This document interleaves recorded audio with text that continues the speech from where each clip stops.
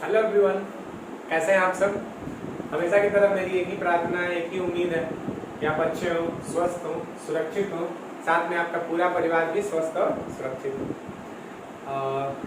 जैसा कि मैंने पिछले वीडियो में प्रॉमिस किया था कि गॉस थ्योरम पे एक और लेक्चर हमें करना है। एक और लेक्चर इसलिए करना है क्योंकि इस पे कुछ सवाल है। देखो, इलेक्ट्रिक फ्लक्स और गॉस थ्योरम ये एकदम से नए टॉपिक है। मतलब इलेक्ट्रोस्टैटिक्स में भी एक होता है ना कि आप 12th में तो आ गए हो, इलेक्ट्रोस्टैटिक पढ़े हो, लेकिन सडन एक नया टॉपिक आ गया।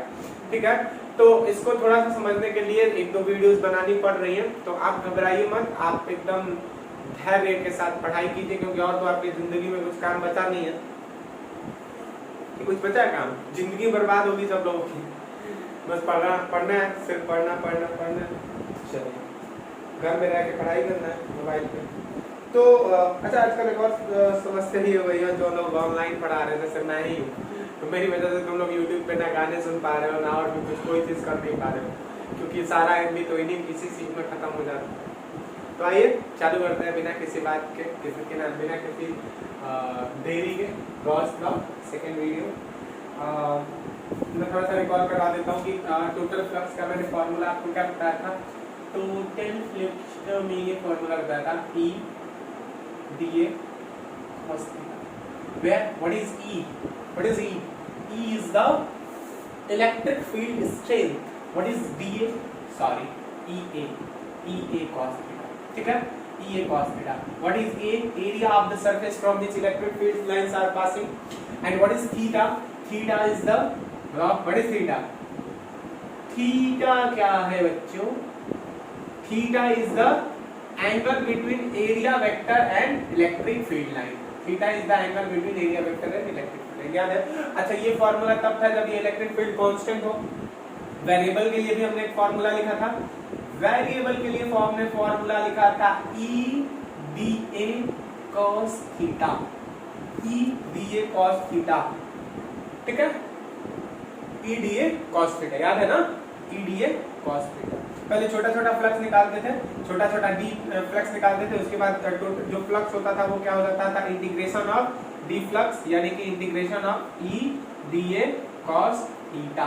चलिए, उसके बाद एक आए गॉस अंकल। गॉस अंकल ने बताया बच्चों इतनी मेहनत करने की जरूरत ही नहीं है, मैं आपको एक स्पेशल टाइप का फॉर्मूला देता हूँ इलेक्ट्रिक फ्लक्स निकालने का, कि अगर किसी भी सरफेस के अंदर, किसी भी क्लोज सरफेस के अंदर कोई चार्ज Q है, तो इस सरफेस से जो टोटल फ्लक्स बाहर आएगा, जो टोटल फ्लक्स होगा वो Q बाई एप्सिलॉन नॉट के बराबर होगा। इस पे हमने बहुत सारे सवाल भी बनाए थे पिछले लेक्चर में। इस पे भी एक दो रिकॉलिंग क्वेश्चन बनवा के और फटाक से हम कुछ अच्छे सवालों की तरफ बढ़ते हैं। देखो, एक बुक है रेजनिक हेलिडे। रेजनिक हेलिडे की किताब में ये सारे सवाल दिए हुए। अगर आप रेजनिक हेलिडे की किताब पढ़ो तो आपको वहाँ पे ये सारे क्वेश्चन मिल जाएंगे, और भी क्वेश्चन प्रैक्टिस करने के लिए मिल जाएंगे। आप एचसी वर्मा सर से भी पढ़ सकते हो, एचसी वर्मा सर की बुक लगा सकते हो। बाकी एनसीईआरटी को तो छोड़ना नहीं है, एनसीईआरटी को एकदम पकड़ के रखना है। और एक सबसे महत्वपूर्ण बात देखो, मैं आप लोगों से शेयर करना भूल गया, हालांकि मैं सोच रहा हूँ उसके ऊपर एक वीडियो बना दूँ, मेरे व्यू आएंगे भाई। वो ये कि नई शिक्षा नीति, न्यू एजुकेशन स्कीम गवर्नमेंट ने लॉन्च किया था। अब एचआरडी मिनिस्ट्री जो है उसको एजुकेशन मिनिस्ट्री कहा जाएगा। अच्छा, उसमें बहुत सारे बदलाव हुए हैं, और इसमें जो सबसे महत्वपूर्ण बदलाव हुए हैं वो मैं आपसे थोड़ा सा शेयर कर देता हूँ। सबसे पहली चीज तो ये कि प्राइमरी से लेके क्लास 5 तक आपको सब चीज हिंदी में पढ़ना है। इंग्लिश सिर्फ मात्र एक भाषा बन के रह गई है। जैसे अभी हिंदी सिर्फ एक भाषा थी, हिंदी की एक अलग बुक होती थी, बाकी आप मैथ इंग्लिश में पढ़ते थे, साइंस इंग्लिश में पढ़ते थे, एसएसटी इंग्लिश में पढ़ते थे, इंग्लिश में पढ़ते थे, और कुछ स्कूलों में तो संस्कृत और हिंदी में इंग्लिश में पढ़ाया जाता है। नहीं यार, इंग्लिश बोलिए, इंग्लिश बोलिए। तो अब ये सारी चीजें खत्म हो गई हैं, और ये बहुत खुशी की बात है। बहुत आप छोटे हो या अभी आपकी उम्र उतनी नहीं हुई है तो आपको लग रहा होगा कि इससे क्या फायदा हुआ, हिंदी फिर कोर्स वो हो जाएगा, ये सारी चीजें नहीं। ये देखो, ये बहुत ही अच्छा स्टेप है, बहुत अच्छा कदम है हमारे हिंदी के उत्थान के लिए। इंग्लिश हमारी भाषा थोड़ी है यार, इंग्लिश जान के क्या होगा, हम अपनी भाषा पे पकड़ मजबूत रखते हैं। अगर आप अपने घर में समृद्ध होंगे तभी आप समाज में समृद्ध होंगे। अगर आप अपने घर में समृद्ध नहीं है, अगर आप अपने घर में आपकी बीवी आपको मारती है, आपके पति आपको मारते हैं, आपके जो भी हैं, आप क्या बोलते हैं कि आप अगर किसी के साथ रिलेशनशिप में हो या कोई आपका दोस्त है, आपके दोस्त से नहीं पटती है, तो आप समाज में कुछ नहीं कर सकते हो, आप सामाजिक बन ही नहीं सकते हो। तो पहले घर की चीज मजबूत होनी चाहिए, हिंदी मजबूत होनी चाहिए। दूसरी सबसे इम्पोर्टेंट बात ये कि 10th जो है इसको बोर्ड से हटा दिया गया, अब सीधा बोर्ड आपका कहाँ पे होगा, 12th में होगा। 10th में अब बोर्ड का कोई प्रेशर नहीं है। और एक और बात है, लेकिन वो आपके काम की नहीं है, वो एमफिल जो है उसको रद्द कर दिया गया। ये ग्रेजुएशन और मास्टर डिग्री के बाद की एक डिग्री होती है, एक कोर्स होता है जिसमें आप बैठ के रिसर्च करते रहते हैं। जेएनयू वाले जो करते रहते थे ना, 20-20 साल तक पढ़ते रहते हैं। अभी आप जेएनयू में जाओगे ना तो आपके मम्मी पापा की उम्र के लोग वहाँ पे पढ़ रहे हैं, टैक्स पेयर के पैसों पे वहाँ पे पढ़ रहे हैं, मस्ती एकदम। तो ये सारी चीजें खत्म हुई है। मैं सोच रहा हूँ मैं इस पर एक वीडियो बना दूँ, अगर आप कमेंट में बोलोगे बनाने के लिए तो मैं बना दूंगा। नहीं तो मेरे पास भी बहुत काम है, पढ़ने वढ़ना मुझे पढ़ना रहता है। चलिए तो आइए हम क्या करते हैं, ये फ्लक्स हो गया, गॉस लॉ का ये फॉर्मूला हो गया। चलिए एक सवाल मैं आपसे पूछता हूँ, बहुत ऐसे तो गॉस लॉ के पिछले वीडियो में हमने कुछ सवाल बनाए हैं, इस वीडियो में भी कुछ सवाल ही करेंगे और मैं कुछ नहीं करने जा रहे हूँ। We are not going to do new things, just we are going to solve some questions so that our concept will be improved. हाँ सर ठीक है, अभी आप बोल रहे हो कि अंग्रेजी नहीं बोलनी चाहिए, अभी आप अंग्रेजी में चटर पटर किए जा रहे हो। सवाल सवाल सवाल, हाँ तुझसे पूछो एक सवाल, बोल जरा तेरा है क्या हाल, क्या मेरी तरह तू तड़पता है, अब है नींद किसे, अब है चैन कहाँ,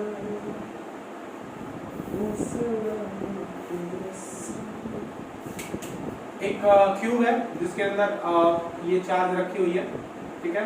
और आपसे सवाल पूछा गया, आपसे सवाल क्या पूछा गया, आपसे सवाल पूछा गया कि what is total flux, what is total flux through the remaining portion. Remaining portion का मतलब ये जिस पे मैंने कवर किया ना, इसको ढक दिया गया है, इससे इलेक्ट्रिक फील्ड बाहर नहीं आ सकते, इसको कवर कर दिया गया है, ठीक है। तो what is the total flux through the cube, इस क्यूब से अब टोटल फ्लक्स क्या होगा। आप सोचिए, आप पॉज करके सोचने की कोशिश कीजिए, मैं आपको बताता हूं। देखिए अगर ये नहीं ढका रहता तो इससे टोटल फ्लक्स कितना होता, Q बाई एप्सिलॉन नॉट। नहीं ढका रहता तो इससे टोटल फ्लक्स कितना होता, Q बाई एप्सिलॉन नॉट। अच्छा तो Q बाई एप्सिलॉन नॉट इस पूरे क्यूब से होता ना, इस क्यूब के एक सरफेस एरिया से कितना होता, 1/6 Q बाई एप्सिलॉन नॉट। उसी तरीके से इससे भी 1/6 Q बाई एप्सिलॉन नॉट, मतलब कि 1/6 6 से इक्वल होता।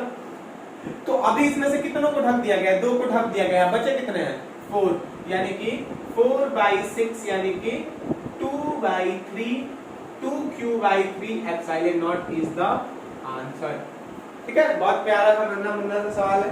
चलिए अब एक और सवाल आपके कंप्यूटर स्क्रीन पर, आपके व्हाइट बोर्ड पर ये रहा।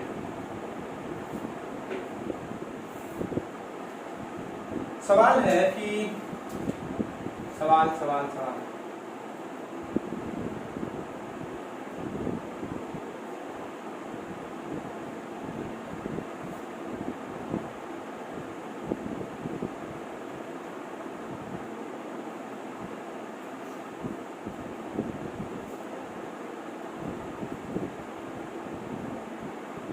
ये एक एरिया है, ठीक है, ये एक एरिया है और इससे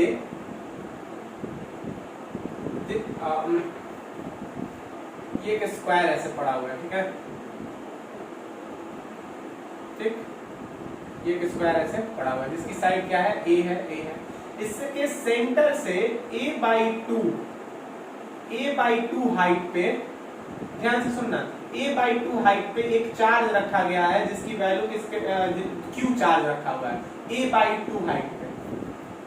a/2 हाइट पे क्या रखा हुआ है, Q चार्ज रखा हुआ है। तो हमको निकालना है कि इस चार्ज की वजह से इस सरफेस एरिया से टोटल फ्लक्स कितना होगा, इस चार्ज की वजह से इस सरफेस से टोटल फ्लक्स कितना होगा। तो देखो इसको निकालने के दो तरीके, देखो गॉस लॉ क्यों इंपॉर्टेंट है मैं आपको बताता हूं। देखो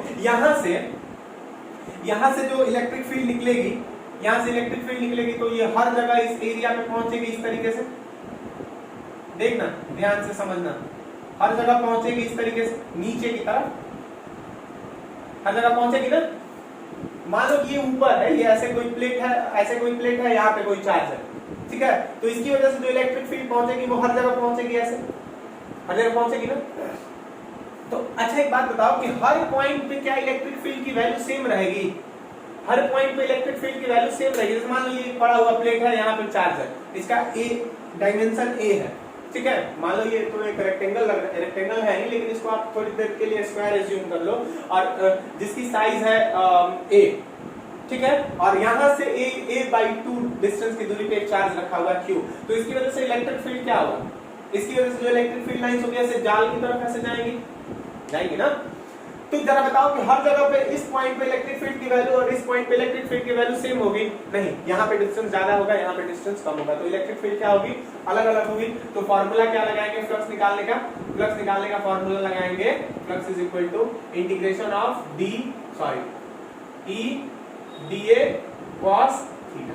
अब देखो इसमें बहुत सारा झंझट ये है कि इसमें थीटा भी वेरिएबल होगा, हर जगह एंगल क्या होगा? अलग अलग होगा। देखो जैसे यहाँ पे समझना इस चीज को, यहाँ से जो इलेक्ट्रिक फील्ड लाइन जाएगी इस बोर्ड के एकदम आर पार चली जाएगी, तो आर पार चली जाएगी तो इसका डायरेक्शन एकदम 90 डिग्री अंदर चला जाएगा। तो जरा बताओ मुझे 90 डिग्री अंदर चला जाएगा तो एरिया वेक्टर और इलेक्ट्रिक फील्ड लाइन दोनों का डायरेक्शन क्या हो गया? सेम हो गया। लेकिन यहाँ पे जो इलेक्ट्रिक फील्ड लाइन जाएगी वो ऐसे जाएगी, ऐसे जाएगी ना, इलेक्ट्रिक फील्ड लाइन ऐसे जाएगी, लेकिन एरिया वेक्टर वहां पे क्या है?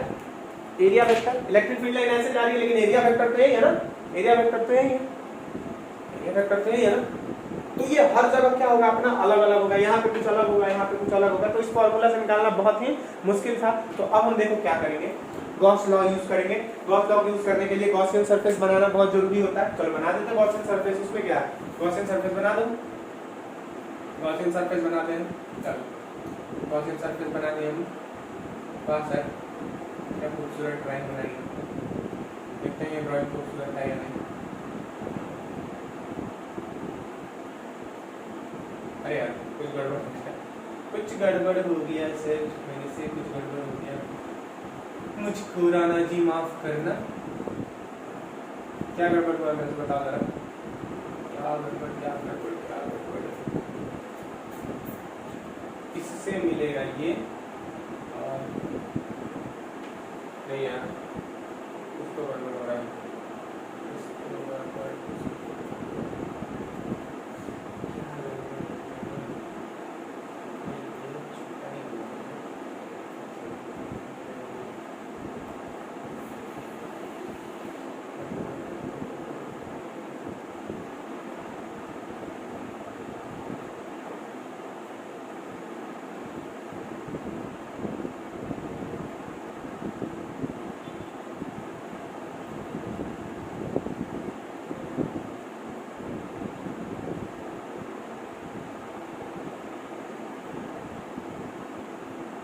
हाँ अब देखो क्या किया हमने, समझ में आ रहा है क्या किया हमने? देखो ये एक नीचे सरफेस था ना, देखो एक सेकंड समझना ध्यान से, थोड़ा सा समझने का वो है, एक बार में आप समझ जाओगे। देखो क्या किया हमने, समझना ध्यान से। ये एक नीचे सरफेस था, यहाँ पे चार्ज रखा हुआ था q/2 ऊपर हाइट पे। हमने क्या किया कि इस ऐसा ऐसा ऐसा ऐसा और 5 स्क्वायर लेके आए, एक इधर से लगा दिया, एक इधर से लगा दिया, एक सामने से लगा दिया, एक पीछे से लगा दिया, एक ऊपर से, बंद डिब्बा बन गया, क्यूब बन गया। हालांकि थोड़ा सा वो हो गया, क्यूब बन गया ना। तो अब ये फिगर देखो, एक क्यूब लग रहा है जिसके सेंटर पे क्या है? स्क्वायर है, जिसके सेंटर पे ये क्या है? चार्ज है, क्योंकि a/2 ऊपर था, a/2 ऊपर था, ये पूरा क्या होगा? a होगा, क्यूब बनाया हमने, a/2 ऊपर था, यानी कि अब ये सेंटर पे आ गया। जरा बताओ कि टोटल फ्लक्स किसके बराबर होगा इस क्यूब के? q/ε0, जिसमें ये पोर्शन ये सामने वाला ये सब तो इमेजिनरी है, हमने बनाया है ना, बचा क्या? सिर्फ ये। तो टोटल क्यूब से q/ε0, तो एक सरफेस से उसके 1/6ε0। और सही जवाब, सही जवाब, ठीक। चलिए अब अपना जो है हम वो बनाते हैं, क्या बोलते हैं, जो हमारा क्वेश्चन था, जो मेन था, आइए देखते हैं।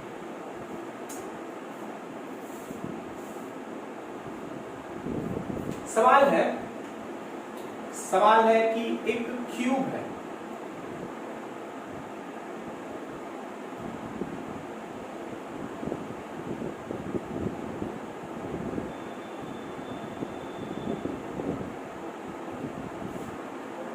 एक क्यूब है जिसकी रेडियस r है, ठीक, और चार्ज जो है यहाँ पे कोई q चार्ज रखा हुआ है, कोई q चार्ज रखा हुआ है, और जिसकी हाइट मान लेते हैं कि इसकी हाइट ये वाली क्यूब की हाइट क्या है x, ठीक है। तो पूछा गया है कि व्हाट इज द, समझना, what is the flux, what is the flux through this cone, sorry cone है, क्यूब नहीं है, what is the flux through the cone when charge is placed at the vertex of the cone। सवाल ये है, बहुत ही खूबसूरत सा सवाल है, बहुत प्यारा सवाल है, इसको बनाना है, देखते हैं कौन कौन इसको बना लेता है। चार्ज यहाँ पे रखा गया, तो जरा बताओ कि चार्ज यहाँ पे रखा गया, तो इससे तो electric field line sub direction में निकलेंगी, इसे इलेक्ट्रिक फील्ड लाइंस ऐसे निकलेंगी, ऐसे निकलेंगी, ऐसे निकलेंगी, ऐसे निकलेंगी, ऐसे निकलेंगी, लेकिन फ्लक्स क्या होता है, जो सरफेस एरिया पे स्ट्राइक करे, तो देखो जो काउंट होगी वो क्या होगी, ये कुछ इस तरीके से, ये वाली, ये हमको निकालना है, टोटल फ्लक्स,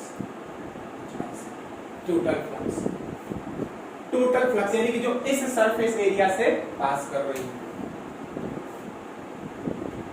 जो इस सरफेस एरिया से क्या कर रही है, पास कर रही है, इसी का डेरिवेशन हमको करना है, जिसका फॉर्मूला होता है flux is equal to q by 2 epsilon naught 1 minus cos, q by 2 epsilon naught 1 minus cos theta, where what is theta, where theta is the semi vertex angle, semi vertex angle का मतलब कि जैसे ये cube है ना, ये cube है ऐसे, तो इसको आगे वाले को क्या बोलेंगे हम, थीटा। एक इसका और फॉर्मूला होता है flux is equal to q by 2 epsilon naught 1 minus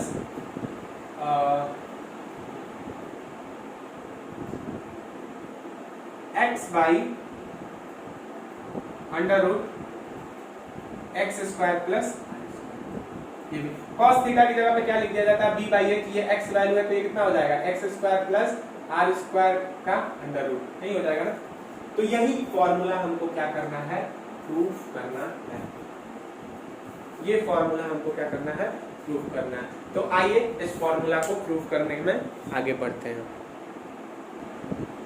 चलिए तो आइए प्रूफ देखते हैं, ठीक। अच्छा, किसी के मन में ये सवाल तो नहीं है ना कि सर ये जो टोटल फ्लक्स होगा वो इसी एरिया से क्यों नहीं निकलेगा, यहाँ से भी निकल सकता है, यहाँ से भी निकल सकता है। देखो यहाँ पे चार्ज उतना ही एक्यूमुलेट होगा जो यहाँ से अंदर आएगा, अब अंदर आने के बाद वो सीधा इधर जाएगा, ये नहीं कि इधर इधर ऐसे नहीं निकलेगा, यहाँ से सीधा वो कोन अगर है कोई तो कोन वो सीधा उसके सरफेस एरिया से, इस वाले एरिया से निकलेगा, ठीक है, ना कि इधर वाले इधर से निकल जाएगा, इधर से निकल जाएगा। इसमें उतना ही चाहता है। देखो इलेक्ट्रिक फील्ड लाइंस की डायरेक्शन क्या होती है, away from the charge, away from the charge, तो वो सीधा ऐसे यहाँ से निकलेंगे, ये नहीं कि आप इधर से मत निकालिएगा, ठीक। चलिए तो हमने एक कोण लिया जिसका सेमी एंगल थीटा, यहाँ पे थीटा मतलब वो एंगल कितना हो जाएगा 2 थीटा, जिसकी रेडियस r है, और यहाँ से इसकी डिस्टेंस सेंटर पे इसकी डिस्टेंस क्या है x, ठीक। चलिए अब हमको बनाना है कि what is the total flux, what is the total flux through this section, what is the total flux through this section. अच्छा, अब एक बात बताइए मुझे कि क्या ये जो चार्ज है, सुनिएगा इस बात को ध्यान से, इसमें सबसे पहले तो देखो इलेक्ट्रिक फ्लक्स निकालने के लिए हमको क्या निकालना पड़ता है, इलेक्ट्रिक फ्लक्स निकालने के लिए हमको निकालना पड़ेगा E, फिर हमको निकालना पड़ेगा A, फिर हमको थीटा पता करना। तो एक बात बताइए मुझे जरा कि ना हमको E पता है इस चार्ज की वजह से यहाँ पे क्या E होगा ये भी हमको नहीं पता है। इस चार्ज की वजह से क्या क्या बोलते हैं कि सॉरी इसका एरिया, चलो इसका एरिया तो हम निकाल सकते हैं पाई आर स्क्वायर।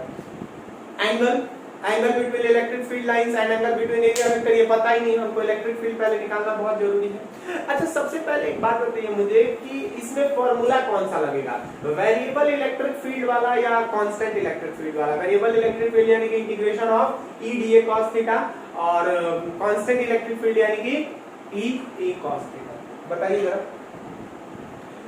इस चार्ज की वजह से मैं इसका अगर दूसरे टाइप से एक फिगर बनाऊं, बताइएगा जरा। इस चार्ज की वजह से ये एक ऐसा कोण है, इस तरीके से ये ऐसा कोण बन गया। क्या इस चार्ज की वजह से जो इलेक्ट्रिक फील्ड यहाँ पे होगा वही इलेक्ट्रिक फील्ड यहाँ पे होगा, वही इलेक्ट्रिक फील्ड यहाँ पे होगा, वही इलेक्ट्रिक फील्ड यहाँ पे होगा? ध्यान से देखिए तो यहाँ ये सबसे मिनिमम डिस्टेंस है ना, और ये क्या है, मैक्सिमम डिस्टेंस है। ये वाला देखो, ये वाला डिस्टेंस क्या है, मैक्सिमम है, और ये वाला डिस्टेंस क्या है, मिनिमम है। ये थोड़ा सा और ज्यादा है, ये थोड़ा इससे कम है, ये इससे कम, ये इससे कम, ये सबसे कम। ध्यान समझ में आ रही बात, ये सबसे कम। फिर इधर बढ़ना चालू हो जाएगा। यानी कि एक बात समझ लीजिए कि इस सरफेस एरिया पे हर जगह इलेक्ट्रिक फील्ड की वैल्यू सेम नहीं होगी, हर जगह इलेक्ट्रिक फील्ड की वैल्यू सेम नहीं होगी। तो फॉर्मूला कौन सा लगेगा, ई D A cos theta, E D A cos theta. तो जरा बताओ कि ई डी ए कॉस थीटा बनाने के लिए, ई डी ए वाला फॉर्मूला वो करने के लिए सबसे पहले हम एक छोटा सा क्या काटते थे, एरिया काटते थे, और उस छोटे से एरिया पे पहले इलेक्ट्रिक फ्लक्स निकाल देते थे, और उसके बाद उस इलेक्ट्रिक फ्लक्स को क्या कर देते थे, इंटीग्रेट कर देते थे। यानी कि इसमें कोई छोटा सा एरिया काटो, उस छोटे से एरिया पे तो इलेक्ट्रिक फील्ड कांस्टेंट रहेगा, छोटी जगहों पे इलेक्ट्रिक फील्ड क्या होगा, कांस्टेंट ही रहेगा। जैसे मैंने फोर्स में बताया था ना कि जो वर्क डन में डिस्टेंस यहाँ पे काटोगे छोटा सा डिस्टेंस dx, तो इसके लिए फोर्स भले इस पूरे रास्ते के लिए चेंज हो रहा हो, वेरिएबल हो, लेकिन इस छोटे से रास्ते के लिए लगभग फोर्स क्या रहता है, सेम ही रहता है। तो क्या निकाल लेते थे, work done is equal to f dot dx, और बाद में इसका क्या कर देते थे, इंटीग्रेशन कर देते थे। तो वही काम है कि यहाँ पे एरिया काटेंगे। अब सबसे मुश्किल काम ये है कि एरिया काटे कैसे। क्या कहीं से कोई इसमें से एरिया ऐसा काट लेंगे, ये इस तरीके से ये एरिया काट लिया, या यहाँ पे ऐसे गोल कोई एरिया काट लिया, ना ना ना। सबसे इंपॉर्टेंट है एरिया काटने का तरीका, और एरिया काटेंगे हम इसके एलिमेंट से। एलिमेंट का मतलब ये समझ लो कि जैसे अगर आपसे कोई पूछता, सुनो क्लास 11 की बात है लेकिन मैं आपको अभी बता रहा हूं कि अगर आपसे कोई पूछता कि what is the element of a cylinder, cylinder का एलिमेंट क्या होता है, तो सिलेंडर का एलिमेंट क्या हो जाएगा बताइए। सिलेंडर को आप काटोगे, जैसे खीरा को स्लाइस स्लाइस स्लाइस स्लाइस काट रहे हो तो वो सर्कल एक तरीके से सामने से दिखेगा। क्यूब का एलिमेंट क्या होगा, तो वो अगर काटते जाओगे तो वो स्क्वायर फॉर्मेट वो कटा जाएगा, एकदम पतला पतला। उसी तरीके से अगर कोई तुमको बोलता है कि what is the element of a cone, एक कोन का एलिमेंट क्या होगा, एक कोन का एलिमेंट क्या होगा, तो बाबू एक कोन का एलिमेंट होता है एक रिंग। एक कोन का एलिमेंट क्या होता है, एक रिंग होता है। देखो रिंग का मतलब इसमें से अगर छोटा छोटा काटोगे तो एक ये, फिर एक ये, फिर एक ये, ऐसे समझो इस बात को। यही बात समझने लायक है। क्लास में अगर तुमने 11th में लापरवाही की है तो थोड़ा सा मुश्किल होगा, और मुश्किल भी कुछ ज्यादा मुश्किल नहीं होगा। देखो मतलब देखो इसको हमने एलिमेंट में अगर काटा, एलिमेंट में काटा तो ये एक पोर्शन ये, एक पोर्शन ये, एक पोर्शन ये, ऐसा होगा। ये बात अच्छा थोड़ी टाइम के लिए डेरिवेशन के लिए आप इसको चाहो तो याद कर लो कि कोन को अगर हम काटेंगे तो किस में काटेंगे, एलिमेंट, कोन के एलिमेंट में काटेंगे, और कोन का एलिमेंट क्या होता है, एक रिंग होता है। कोन का एलिमेंट क्या होता है, एक रिंग होता है। एक कोन का एलिमेंट क्या होगा, रिंग होगा। तो यहां पे हम क्या करेंगे, एक रिंग एलिमेंट काटेंगे।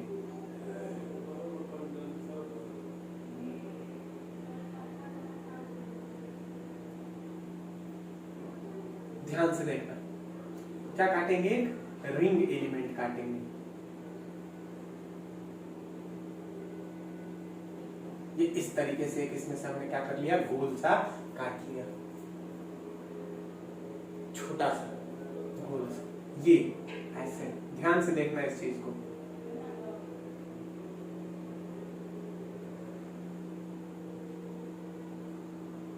और किसी को ये चीज अगर नहीं समझ में आ रही है तो वो थोड़ी देर के लिए इसको क्या कर ले, याद कर ले, रट ले। एक रिंग एलिमेंट हमने क्या कर लिया, काट लिया। अच्छा, ये जो रिंग काटा है इसका इस लेंथ मान लेते हैं, इसका जो रेडियस है इसको मान लेते हैं, इसके रेडियस को क्या मान लेते हैं, r मान लेते हैं, स्मॉल r। और ये जो इसकी चौड़ाई है इसको क्या मान लेते हैं, dr मान लेते हैं, छोटा सा। बड़े वाले की तो क्या है, बड़े वाले की कैपिटल R है, वो आपको याद होनी चाहिए, बड़े वाली क्या है, कैपिटल R है। ठीक, चलिए। अच्छा, एक और बात कि ये यहाँ पे एंगल पे कोई, यहाँ सेंटर पे कोई एंगल सब्सटेंड कर रहा है अल्फा। सेंटर पे एंगल क्या सब्सटेंड कर रहा है, अल्फा। ये रेडियस R है, तो ये वाला डिस्टेंस कितना हो जाएगा, ये वाला डिस्टेंस कितना हो जाएगा, √r² प्लस x²। ये वाला डिस्टेंस रिंग आपने काट लिया। ये रिंग ऐसा काट लेते हैं। ठीक, अब देखो क्या करना पड़ेगा। पहले यहां पे मैं लिख दे रहा हूं, cut an elemental ring of radius small r and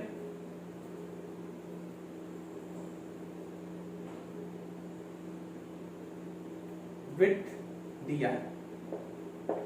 ठीक, ये कर लिया हमने। चलिए, अब बताओ कि देखो एक चीज समझ, अगर अब फिर भी अगर आपको नहीं समझ में आ रहा है तो देखो मैं आपको एक चीज बता देता हूँ, सुनिएगा। ये ऐसा एक कोन, आप यहाँ पे चार्ज रखा हुआ, आप इसको भूल जाओ, यहाँ पे चार्ज रखा हुआ है। आपने देखना ध्यान से, आपने क्या किया है, आपने एक इसमें से एक एलिमेंट काटा है, तो इसमें से आपने ऐसा एक एलिमेंट काट लिया, इसको काट के आपने निकाल लिया। सुनो, अब ऐसे समझो, अगर वो नहीं समझ में आ रहा है तो ये इसमें से इसको आपने काट के क्या कर लिया, निकाल लिया। सुनना, जिसकी रेडियस कितनी है, जिसकी रेडियस क्या है, स्मॉल r है, और जिसकी इसकी थिकनेस कितनी है, ये जो थिकनेस है मोटा बना हुआ, इसकी थिकनेस क्या है, dr है। समझ में आ गई बात? तो एक बात बताओ कि इलेक्ट्रिक फील्ड यहां से, सुनना इस चीज को, यहां चार्ज q है, तो यहां से इलेक्ट्रिक फील्ड यहां पे मैक्सिमम होगी क्योंकि ये दूरी सबसे कम है, और जैसे दूर बढ़ते जाओगे वैसे इलेक्ट्रिक फील्ड क्या होती जाएगी, कम होती जाएगी, कम होती जाएगी, कम होती जाएगी, कम होती जाएगी। यहाँ पे सबसे क्या होगी, मिनिमम होगी, क्योंकि ये दूरी क्या है, सबसे ज्यादा है, ये दूरी क्या है, सबसे ज्यादा है।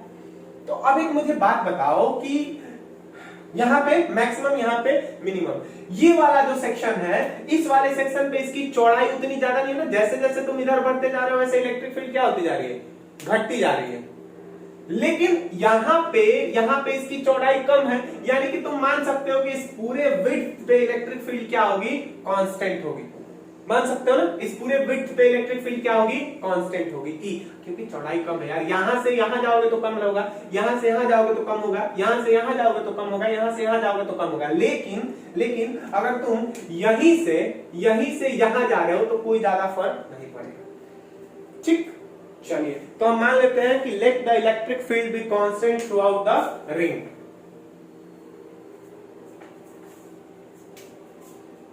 Let the electric field be constant through out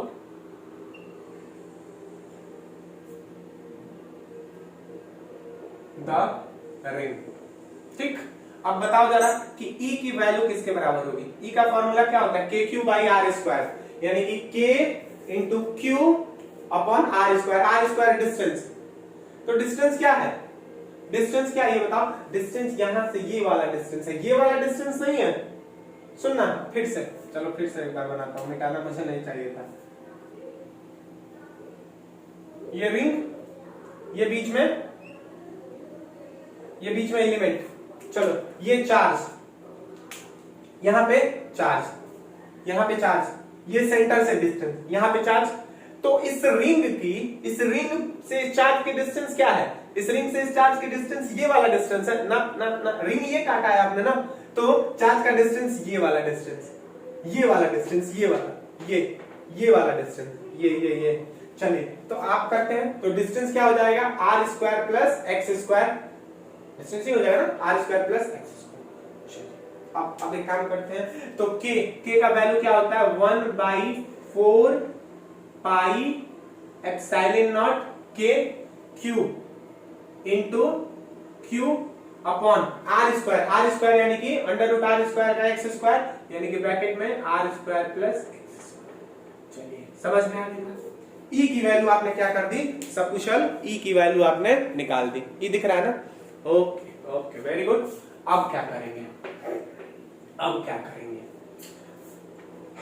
अब इस इलेक्ट्रिक फील्ड की वजह से ये इलेक्ट्रिक फील्ड निकल गया इस रिंग का, फिर से वही चीज बार बार आपको समझाने के लिए मैं बना रहा हूं, ध्यान से देखते जाइएगा। ये रिंग और ये बीच में जो आपने एलिमेंट काटा उसका है, ठीक है। तो इस पे आप तो पता चल गया कि इलेक्ट्रिक फील्ड हर जगह क्या है, ई है। तो इस पतले से उससे इलेक्ट्रिक फील्ड लाइंस गुजर रही है ना, इस पतले से सेक्शन से, अरे इस पूरे रिंग से, इस पूरे सरफेस एरिया से ही गुजर रही है, तो जो ये रिंग काटा है उससे भी गुजर रही है। तो इसकी वजह से जो फ्लक्स होगा इस रिंग की वजह से, इस रिंग से जो इलेक्ट्रिक फील्ड लाइंस निकलेंगे उसकी वजह से जो फ्लक्स होगा वो छोटा फ्लक्स होगा, क्योंकि ये एलिमेंट बहुत तुमने पतला काटा है, छोटा सा काटा है। तो उस फ्लक्स को क्या मान लेते हैं, स्मॉल फ्लक्स को डी फ्लक्स मान लेते हैं, ठीक, डी फ्लक्स।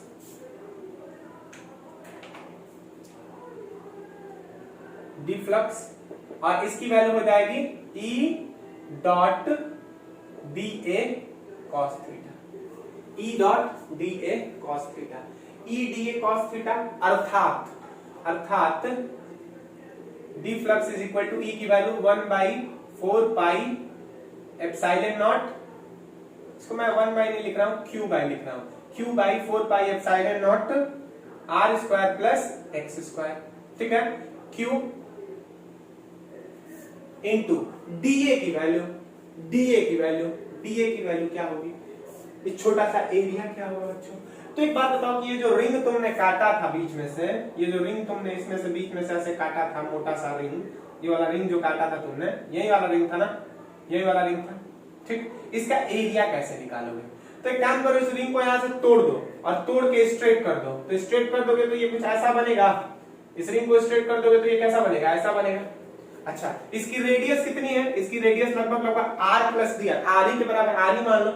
तो चलो इसकी लंबाई तब कितनी हो जाएगी जरा बताओ तो, इसको तोड़ोगे तो इसकी लंबाई किसके बराबर हो जाएगी, इसके सरकमफियरेंस के बराबर हो जाएगा। अगर इसको तोड़ोगे, इसको ऐसे किसी सर्कल में ऐसे तोड़ देते हो तो उसकी लंबाई किसके बराबर होती है, उसके सरकमफियरेंस के बराबर।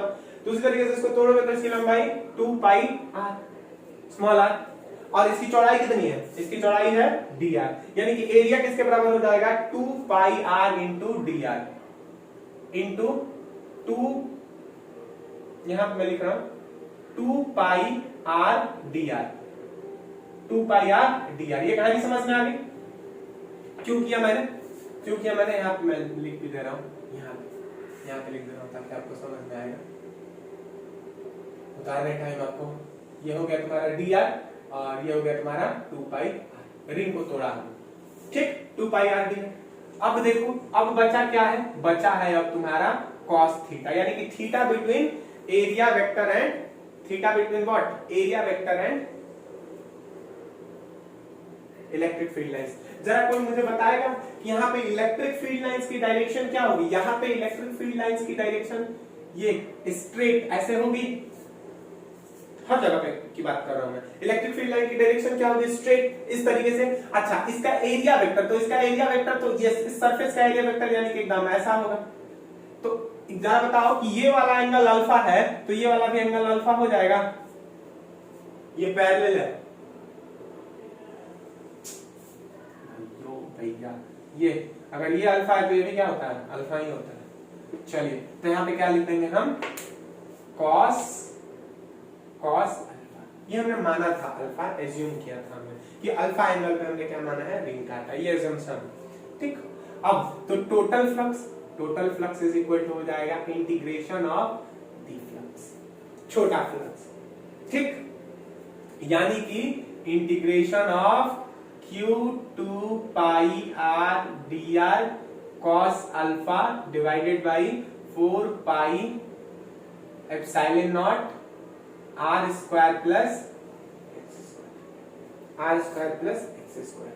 ठीक, अच्छा एक और बात बताओ कि cos अल्फा जो है यहाँ पे cos अल्फा को हम क्या लिख सकते हैं? कोई मुझे बताएगा cos अल्फा को क्या लिख सकते हैं? cos अल्फा को क्या लिख सकते हैं बताओ मुझे। cos अल्फा को यहां से जरा बताओ, बेस बाई हाइपोटेनस यानी कि x by x square plus x by r square plus x square under root. तो यहाँ पे cos अल्फा की वो क्या कर दो, वैल्यू रख दो, cos अल्फा की वो वैल्यू रख दो, यानी कि x by r square plus x square पे पावर 1/2। अब देखो जो चीजें कटने वाली हैं उनको कटा दो, तो ये 2 पाई से 2 बार में, उसके बाद और तो कुछ नहीं कट रहा है, यानी कि flux is equal to integration of QR dr x divided by 2 epsilon r square plus x square पे पावर 3/2। समझे बात को? ठीक, अब समस्या ये है कि ये इंटीग्रेशन होगा कहां से कहां तक, तो जरा बताओ मुझे। फिर से मैं बनाऊंगा यही, फिर से मैं एक रिंग बनाऊंगा, ठीक, और उसमें फिर से मैं एक सरफेस बनाऊंगा और उसमें से एक एलिमेंट काट लूंगा, ठीक है। तो जरा बताओ कि ये सबसे छोटा एलिमेंट तुम कहां पे काटोगे? सेंटर पे काटोगे। और सबसे बड़ा वाला एलिमेंट कहां पे काटोगे? सबसे बड़ा वाला एलिमेंट यहां पे काटोगे। और ऐसे ऐसे बहुत सारे एलिमेंट्स इसमें काटोगे ना, छोटे छोटे dr थिकनेस के, ऐसे ऐसे तुम क्या काटोगे? बहुत सारे एलिमेंट्स काटोगे। यानी कि एलिमेंट्स को तुमको काटना कहां से कहां तक है? एलिमेंट्स को काटना है r इज इक्वल टू, मैं यहीं पे लिख दे रहा हूं, सुनना, r इज इक्वल टू 0 से लेके r is equal to capital R तक। कहानी समझ में आई? r इज इक्वल टू 0 यानी कि r एकदम 0 हो, यहां से लेके r is equal to capital R तक, यहां से लेके, समझे? चलिए अब आगे बढ़ते हैं। इसमें से कौन कौन से टर्म कांस्टेंट है उनको बाहर निकालेंगे, उसके बाद इंटीग्रेशन वगैरह कर देंगे। जो जो टर्म कांस्टेंट है उनको क्या करते हैं हम बाहर निकालने की कोशिश करते हैं। चलिए, फ्लक्स थोड़ा सा लंबा डेरिवेशन है, धैर्य के साथ सुनिए। फ्लक्स इज इक्वल टू, जो टर्म कांस्टेंट है Q कांस्टेंट है, बिल्कुल कांस्टेंट है, Q को क्या कर दो? बाहर निकाल दो, ठीक। अच्छा, x कांस्टेंट है ऊपर, बोलो सर x कैसे कांस्टेंट है? x क्या है? x है जो हो इस चार्ज और इस कोन के सेंटर के बीच का डिस्टेंस। यानी कि तुम एक इतना छोटा एलिमेंट काटो, चाहे इतना बड़ा एलिमेंट काटो, चाहे उतना बड़ा एलिमेंट काटो, सबके लिए x की वैल्यू क्या होगी? सबका सेंटर सेम होगा, चाहे तुम इतना छोटा सा एलिमेंट काटो या इतना बड़ा एलिमेंट काटो, सबका सेंटर क्या होगा? सेम होगा। तो x को भी बाहर निकाल लो, ठीक। अब क्या बचा? 2 एप्सिलॉन भी क्या हो जाएगा? बाहर हो जाएगा। यानी कि इंटीग्रेशन सिर्फ किसका होगा? इंटीग्रेशन होगा r dr, ठीक, r dr upon r square plus x square पे पावर 3/2 का। देखो r की वैल्यू सेम नहीं है, r अभी यहाँ पे इतना है, अगर छोटा एलिमेंट काटोगे तो r इतना हो जाएगा, और छोटा काटोगे तो r इतना, r मैक्सिमम कहां तक जाएगा? कैपिटल R तक जाएगा, ठीक है। तो चलिए अब इस इंटीग्रेशन को आप कैसे करोगे? अगर आपने इंटीग्रेशन नहीं पढ़ा है तो आप फिर से क्लास 11th की कोई बुक वगैरह या कोई वीडियो वगैरह देख लीजिए, और अगर आपने इंटीग्रेशन पढ़ा है तो समझ जाएंगे आप इसको कैसे बनाना है। देखो क्या मानते हैं हम, ये जंक्शन है, ये बनाने का तरीका है, आप बिल्कुल घबराइए नहीं। r square plus x square को क्या मान लो? t स्क्वायर मान लो, कुछ भी मान लो, रेशनिंग के मीडियम में तो t स्क्वायर माना हुआ है। r square plus x square को क्या मान लो? t स्क्वायर, कोई भी कॉन्सेप्ट आप यहाँ पे t q r s कुछ भी मान सकते हो। अब दोनों साइड क्या लगा दो? डिफरेंशिएशन कर दो। तो डिफरेंशिएशन कर दोगे तो क्या हो जाएगा? 2r dr प्लस 0, x का तो डिफरेंशिएशन होगा ही नहीं, कांस्टेंट टर्म का डिफरेंशिएशन नहीं होता है, ठीक है। 2r dr is equal to 2r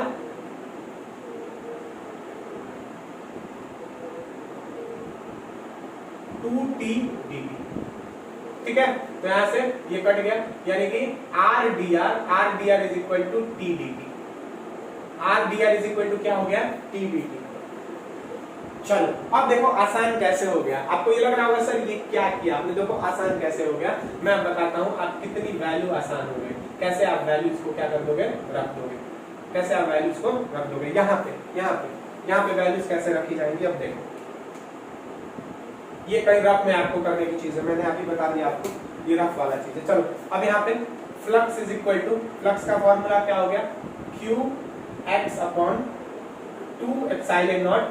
चलिए आर डी आर की जगह पे, आर डी आर की जगह पे क्या रख सकते हो, टी डी टी रख सकते हो। आर डी आर की जगह पे क्या रख दो, integration of t d t upon r square plus x square को तुमने क्या माना है, टी स्क्वायर माना है। R square upon x square को क्या माना है, टी स्क्वायर। तो यहाँ पे टी स्क्वायर पे पावर 3/2 यानी कि किसके बराबर हो जाएगा, टी क्यूब के बराबर हो जाएगा। अब देखो ये इंटीग्रेशन कितना ही आसान हो गया। यहाँ पे लिखना मत भूलिए r इज इक्वल टू 0 से लेके r is equal to capital R तक। चलिए तो ये तुम्हारा हो जाएगा, एक टी से एक टी क्या हो जाएगा, कैंसिल आउट, यानी कि 1/t स्क्वायर हो जाएगा। अब 1/t स्क्वायर का डिफरेंशियल इंटीग्रेशन क्या होता है, 1/t स्क्वायर यानी कि t पे पावर -2 ना, तो 1/t स्क्वायर बचा ना यार, एक t से एक t कैंसिल आउट। चलो लिखिए मैं दे रहा हूँ, flux is equal to qx upon 2 epsilon naught integration of 1/t square dt। कहां से कहां तक, r इज इक्वल टू 0 से लेके r is equal to capital R तक, 1/t स्क्वायर। अब 1/t स्क्वायर यानी कि इसको मैं ये लिख दूं t पे पावर -2, t पे पावर -2 dt, और t पे पावर -2 dt यानी कि सॉल्व कर लेते हैं।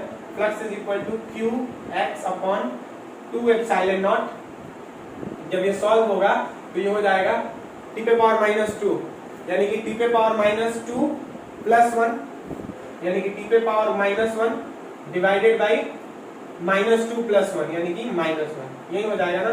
और r इज इक्वल टू 0 से लेके r is equal to r तक, यही इंटीग्रेशन होगा। यानी कि देखो देखते जाओ, फ्लक्स इज इक्वल टू, कोई चीज अगर नहीं समझ में आती हो तो मैं एक बार फिर से रिकॉल करूंगा, 2 epsilon naught -1/t, r is equal to 0 से लेके r -1/t। अब t की जो वैल्यू है उसको क्या करना है, आपको रख देना है। यानी कि flux is equal to qx upon 2 epsilon not.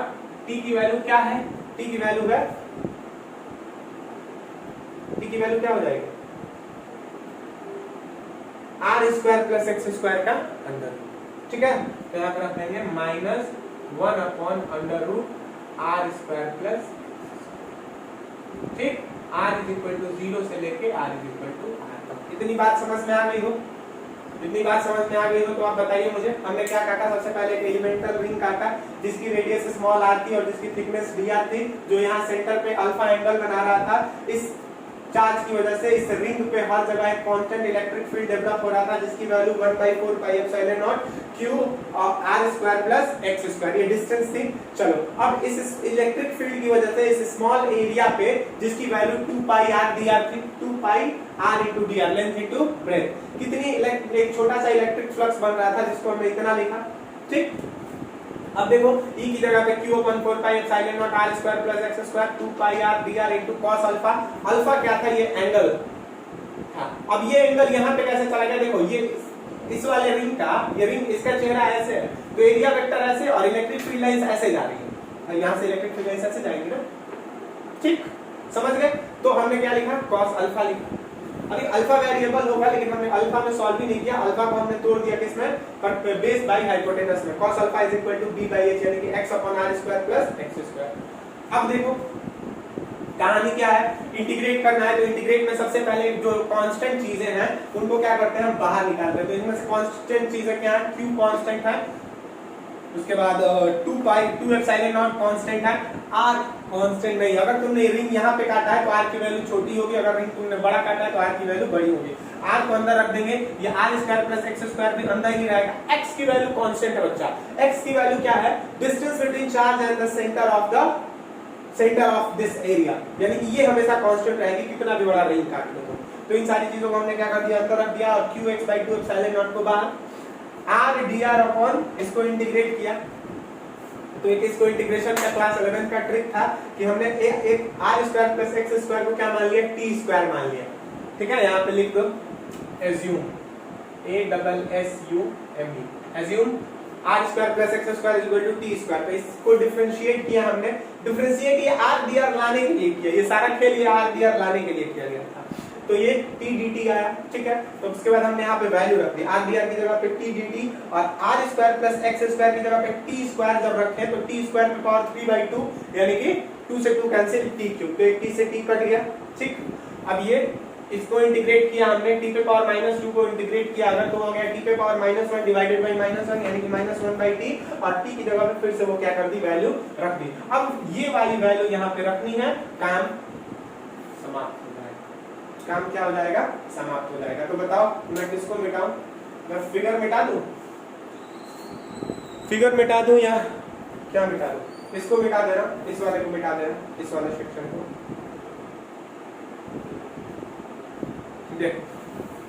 Value रख लो, वैल्यू रखो, तो flux is equal to q x by 2 epsilon naught, 2 epsilon naught. एक बार क्या रखेंगे, वेरिएबल तो क्या है, आर स्क्वायर ही है ना, एक्स तो कांस्टेंट है, तो आर की जगह पे वेरिएबल्स में रखते हैं ना, तो ये हो जाएगा -1 upon under root r square plus x square, ठीक, और माइनस इंटू माइनस क्या हो जाएगा, +1 अपॉन आर स्क्वायर यानी कि 0 का स्क्वायर, ठीक है।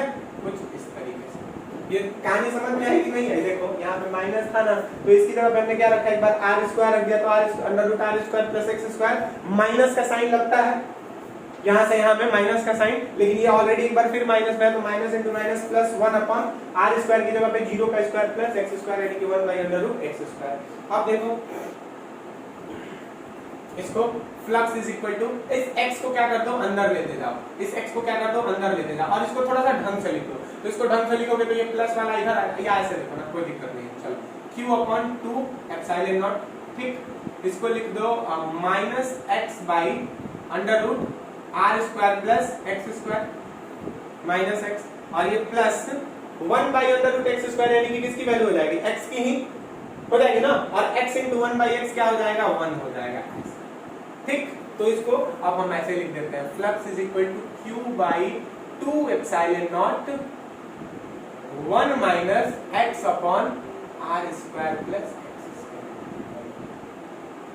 कहानी क्लियर, कट, यहाँ से सॉल्व हो गया। एक फॉर्मूला ये भी था। अच्छा एक चीज और देख लो कि अगर मान लेते हैं कि ये एंगल थीटा था ना, ये एंगल क्या था, थीटा था, ये वाली वैल्यू किसके बराबर थी, ये वाली वैल्यू r के बराबर थी, r के बराबर थी ना, और ये क्या था, x, यानी कि ये वाली वैल्यू कितनी हो जाएगी, under root x square plus r square. तो cos थीटा की अगर वैल्यू निकालना चाहो तो किसके बराबर होगी, perpendicular by sorry base by hypotenuse यानी कि x by under root r square plus x square. तो इसके बदले आप क्या लिख सकते हो, cos थीटा भी लिख सकते हो, यानी कि q by 2 epsilon naught 1 minus cos theta, where theta is what, semi angle of this कोण। इसको लिख लो, पॉज करके उतार लो, जो करना है कर लो। ये इसी के लिए इतनी सारी मेहनत हुई, उतार लो इसको पॉज करके। समझ में तो आ रहा होगा ना कैसे कैसे बनाया है मैंने। उसके बाद कुछ सवाल देते हैं, पॉज कर लो, आप बनाओ, मैं सवाल लिखता हूं। सवाल देखिए, what is the net flux through the CSA of a cylinder due to a charge q placed at the center of the cylinder? यानी कि what is the net flux through the curved surface area? अच्छा इसकी वजह से जो charge होगा, इसकी वजह से जो फ्लक्स होगा, ध्यान से देखिएगा, इस सिलेंडर की वजह से, इस चार्ज q की वजह से जो सिलेंडर में फ्लक्स निकलेगा वो कुछ इस तरीके से निकलेगा ना, ऐसा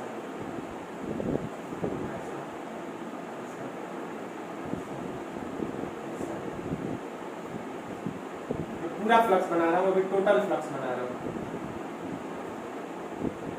टोटल फ्लक्स, टोटल फ्लक्स।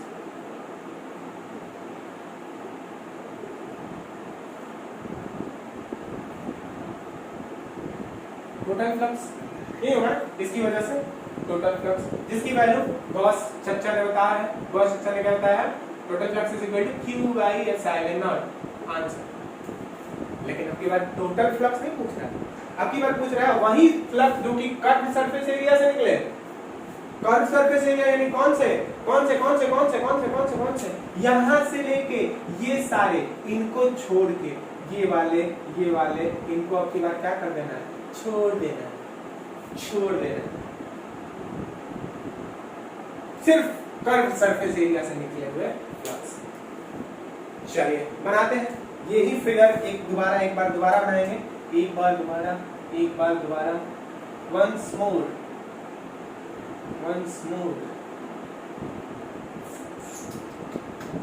अच्छा एक बात बताओ, चलो जो कर्व सरफेस एरिया जो इसके ऊपर और नीचे वाले सरफेस एरिया से जो फ्लक्स निकलेंगे वो यही यहां से लेके यहीं तक, ये इधर और नीचे ऐसे, ठीक यही वाले फ्लक्स होंगे ना। तो इन एरियाज पे इन वाले एरियाज पे इस वाले एरिया का फ्लक्स निकालने के लिए हम वो कौन वाला फॉर्मूला लगा सकते हैं क्या, बताओ तो कौन वाला फॉर्मूला लगा सकते हैं। इससे जो फ्लक्स निकलेगा इसका फॉर्मूला कितना था, इससे जो टोटल फ्लक्स ऐसे निकल रहा था, देखो ध्यान से, इससे जो टोटल फ्लक्स ऐसे निकल रहा था ये वाला, ये ऐसा ऐसा, इससे जो टोटल फ्लक्स निकल रहा था उसकी वैल्यू कितनी थी, कितनी थी बताओ। फॉर्मूला क्या था, flux is equal to q by 2 epsilon naught 1 minus cos theta. वाह 1 minus cos theta. Sir theta की ये वैल्यू नहीं पता है तो हम निकाल सकते थे। थीटा एक सिलेंडर के लिए पता है आपको क्या होता है, एक सिलेंडर के लिए ये वाला एक एंगल जो होता है ना वो किसके बराबर होता है आपको पता है, नहीं पता, चलो मैं बताऊं, 90 डिग्री के बराबर, 90 डिग्री के बराबर होता है। तो अगर ये 90 होता है तो आधा इसका क्या हो जाएगा बच्चों, आधा इसका किसके बराबर हो जाएगा, 45 डिग्री के बराबर। तो जरा बताओ कि ऊपर वाले सरफेस एरिया से जो नेट फ्लक्स होगा वो किसके बराबर होगा, q by 2 epsilon naught 1 minus cos 45 degree, यानी कि q by 2 epsilon naught 1 minus 1 by root 2। ठीक है, ये तो ऊपर वाले सिर्फ ऊपर वाले सरफेस से, नीचे वाले सरफेस से भी उतना ही निकलेगा, यानी कि दोनों की वजह से जो फ्लक्स होगा वो किसके बराबर हो जाएगा, दोनों की वजह से जो फ्लक्स होगा वो किसके बराबर हो जाएगा, फ्लक्स ड्यू टू 2, इसमें 2 से मल्टीप्लाई कर देंगे, तो 2 से मल्टीप्लाई कर देंगे तो ये क्या हो जाएगा, इसमें क्या कर दो 2 से मल्टीप्लाई कर दो तो ये 2 से 2 कट जाएगा, यानी कि q by epsilon naught 1 minus 1 by root 2, ये हो जाएगा दोनों की वजह से, ऊपर वाले सरफेस एरिया की वजह से और नीचे वाले सरफेस एरिया की वजह से, बेस एरिया जिसको बोलते हैं। अब बताओ टोटल फ्लक्स कितना निकल रहा है, टोटल फ्लक्स कितना निकल रहा है, ऊपर नीचे का हमने निकाल लिया, बचा क्या, कर्व सरफेस ही बचा ना, क्या करोगे बताओ, क्या करोगे फटाक से, टोटल फ्लक्स में से घटा दोगे, यानी कि इसको लिखेंगे हम यहाँ लिख देना, यहाँ पे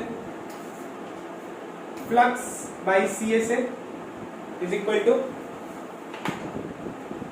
total flux total minus flux of base area, flux through base area, यानी कि q by epsilon naught minus q by epsilon naught 1 minus 1 by root 2। और मेरे ख्याल से आप सब सक्षम है ना, सक्षम है इसको बनाने में आप सब क्या है, q बाई एप्सिलॉन नॉट आप क्या कर लेना, कॉमन ले लेना दोनों में से, ऐसे q by epsilon not common ले लो तो कितना हो जाएगा 1 माइनस रूट 2, ऐसा हो जाएगा। अब इसको आप क्या कर दो, सॉल्व कर लेना, ये हो जाएगा आपका 1 माइनस 1 और इंटू प्लस 1 बाई रूट 2, तो इस तरीके से 1 से 1 क्या हो जाएगा, कैंसिल आउट हो जाएगा, यानी कि इसका answer something q by epsilon naught 1 by root 2, कुछ ऐसा इसका आंसर आएगा, एक बार चेक कर लेना मैथमेटिक्स में, ठीक। हाँ, तो इसी तरीके से आप फ्लक्स के सवाल बनाइए और मौज कीजिए, घर में पढ़ाई लिखाई करते रहिए, अगर टाइम मिले तो, नहीं टाइम मिलता है कोई बात नहीं, और इन्हीं शब्दों के साथ तब हम विदा लेते हैं आपसे, शुभ रात्रि।